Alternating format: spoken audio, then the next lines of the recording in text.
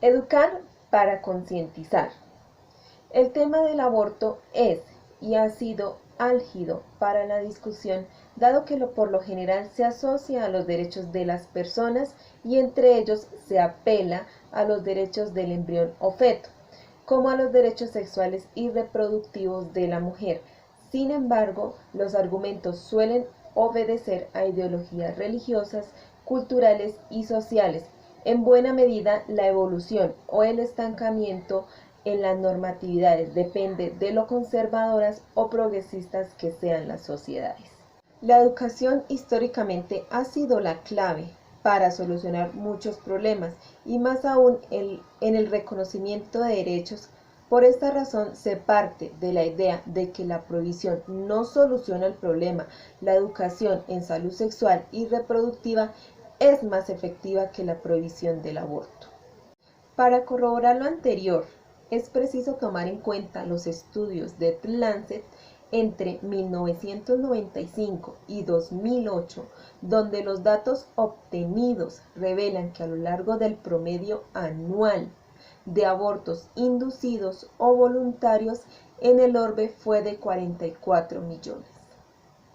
En América Latina, la situación no disuade mucho de otros países en desarrollo. De acuerdo con Mina, la prohibición del aborto no disuade a las mujeres que deciden interrumpir un embarazo no deseado ni planeado y en cambio las orilla a recurrir a servicios clandestinos.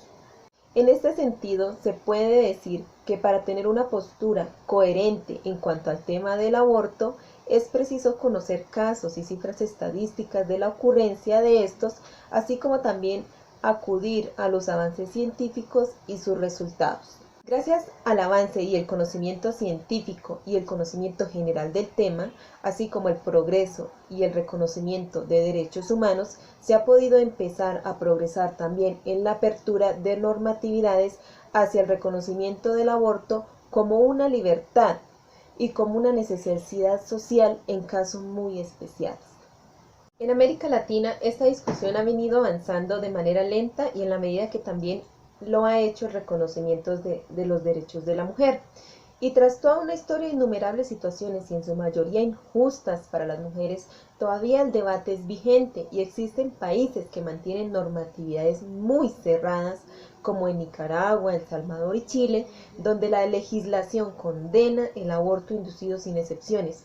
Y para complementar la información anterior, ver video del espectador, el delito absurdo que lleva a muchas mujeres a la cárcel. En Colombia se ha avanzado en la discusión y la Corte Constitucional en la sentencia C-355 del 2006 reconoce 3 causales en las cuales se puede practicar el aborto sin ser considerado un delito. Estos casos especiales son: primera, cuando la continuación del embarazo constituya peligro para la vida o la salud de la mujer y sea certificada por un médico general. Segunda, cuando exista grave malformación del feto que haga inviable su vida extrauterina y ésta sea certificada por un médico general.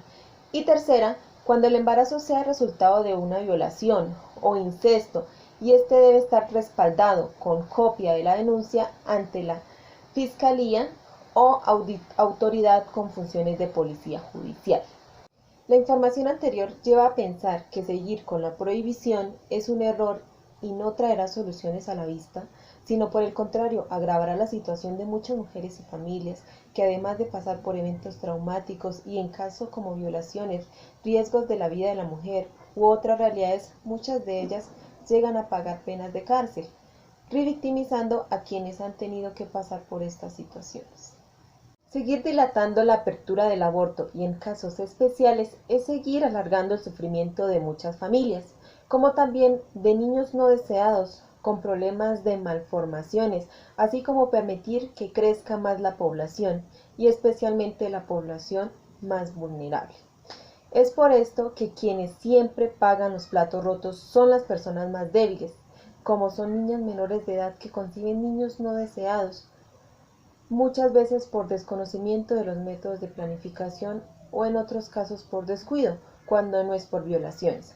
Asimismo, hijos en condiciones especiales cuando ya existe la tecnología para detectar casos desde el vientre de la madre y pudiesen evitarse situaciones de permanente dependencia o sufrimiento de estos niños.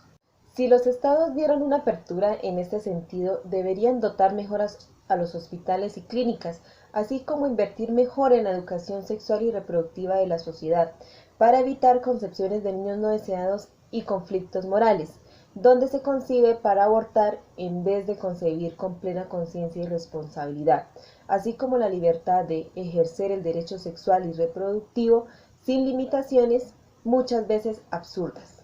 Muchas gracias.